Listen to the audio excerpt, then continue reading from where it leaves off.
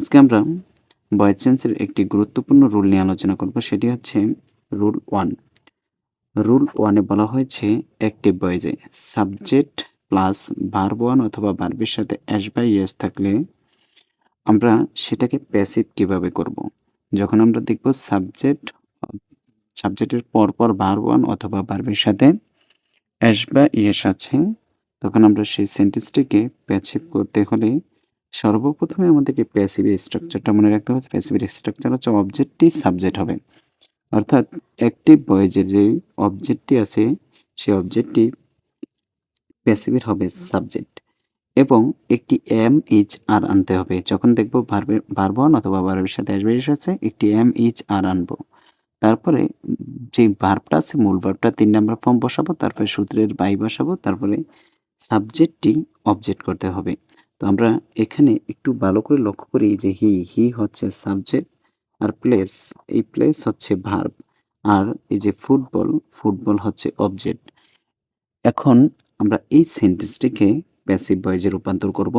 তো ফুটবল যেহেতু object subject হবে, অ্যাক্টিভের অ্যাক্টিভের অবজেক্ট প্যাসিভের হবে সাবজেক্ট, অ্যাক্টিভের অবজেক্ট প্যাসিভের হবে সাবজেক্ট। তো অবজেক্টটি যেহেতু সাবজেক্ট হবে, তাহলে এই ফুটবল আছে, আমরা ফুটবলটাকে প্রথমে সাবজেক্ট বানিয়ে দেব। ফুটবল, তারপরে অবজেক্টটি সাবজেক্ট বানালাম, এটার কাজ শেষ। অবজেক্টটি সাবজেক্ট, এটার কাজ শেষ। এবার এম ইজ আর যে কোনো একটা আসবে, এম আসবে, ইজ আসবে, না হয় আর আসবে। মনে রাখবেন ভার্বের সাথে অ্যাস বা ইয়েস, দেখুন এই যে প্লেস ভার্বের সাথে অ্যাস বা ইয়েস আছে, ভার্ব ওয়ান অথবা ভার্বের সাথে অ্যাস বা ইয়েস থাকলে আপনি এম ইজ আর যে কোনো একটি আনবেন। এবার ফুটবল, এম আসবে না ইজ আসবে না আর আসবে, কোনটা আমি নিব। এখানে দেখুন ফুটবল, অর্থাৎ হি সি ইট এবং কোনো নামের সাথে ইজ বসে, আমরা এখানে একটি ইজ নিয়ে নেব। এই ফুটবল যেহেতু একটি নাম, নামের সাথে ইজ বসবে। এবার প্লেস আছে, ভার্বের সাথে আসবে, ইয়েস আছে, আমাদের এম ইজ আর নেওয়া শেষ। এখন এই ভার্ব 3 নাম্বার নিব।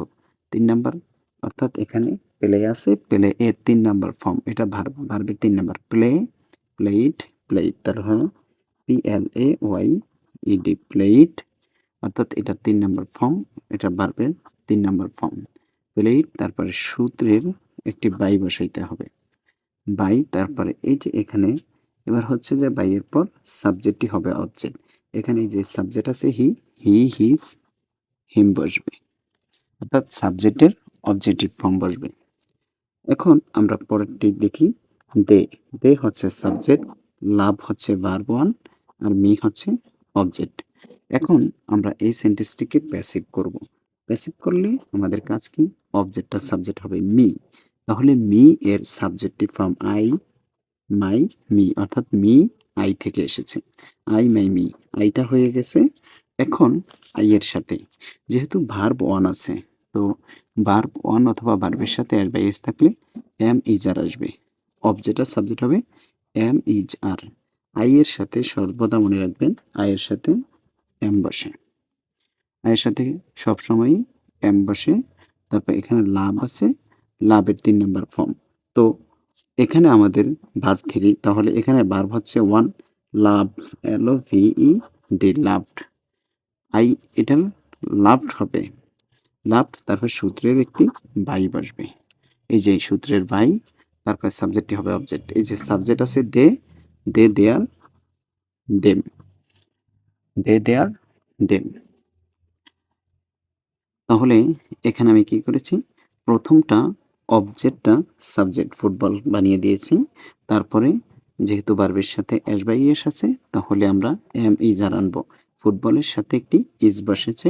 এবার ভার্ব থ্রি অর্থাৎ প্লে আছে, প্লে এর 3 নাম্বার ফর্ম প্লেড, তারপরে সূত্রের বাই, আর হচ্ছে হিজ, হিম। তারপরেরটা হচ্ছে দে লাভ মি, এখানে they subject, love verb, me হচ্ছে অবজেক্ট।